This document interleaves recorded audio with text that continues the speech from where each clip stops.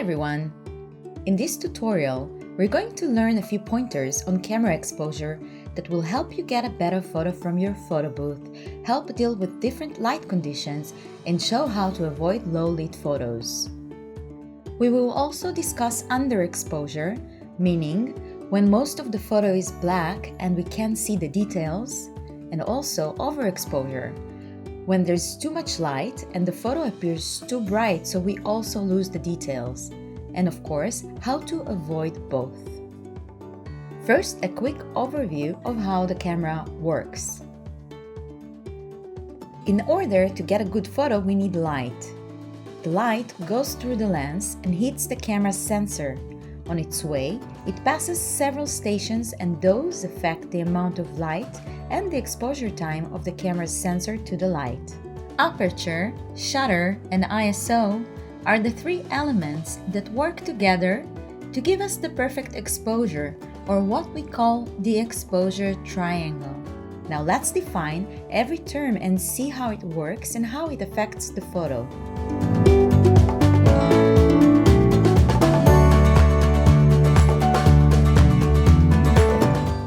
The aperture is an adjustable opening inside the camera's lens. The bigger it is, the more light gets into the camera, and vice versa. The smaller it is, less light gets into the camera. The aperture value is a number.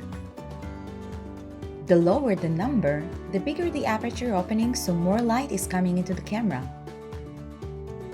The bigger the number, less light is coming into the camera.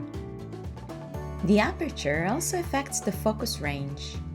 In this case, the smaller the value, which means more light coming through, the less focus range we have. The larger the number, meaning less light comes through, the bigger the focus range is. A good example is when we're trying to see something that is far away from us, so we slightly squint our eyes in order to see it better.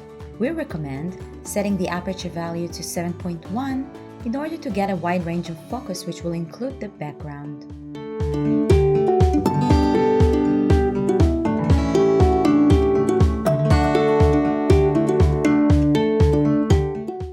The shutter is located between the lens and the camera sensor. Think of it like a door.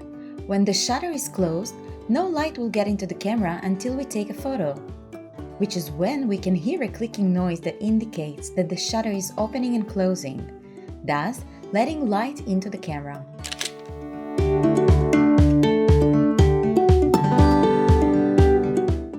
The shutter controls the length of time the image sensor in the camera is exposed to light.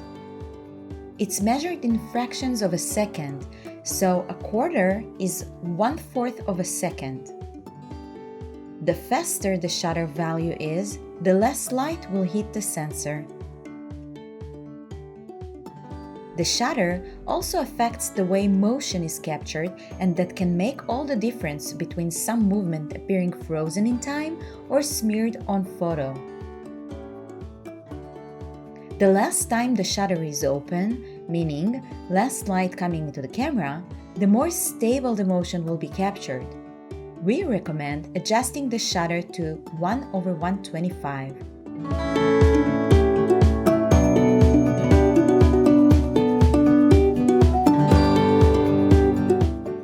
The last factor in the exposure triangle is the ISO. The ISO controls the sensitivity of the camera to the light. It's measured with number values, and the lower the value, the less sensitive the camera is. The higher the value, the more sensitive the camera is.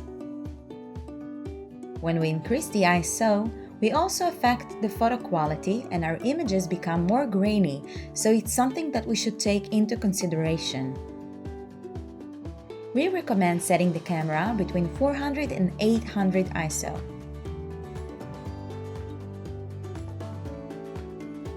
Remember, in different light conditions, you can try different settings and see how it affects your photo. Knowing how each setting affects your photo will help you get the optimal results.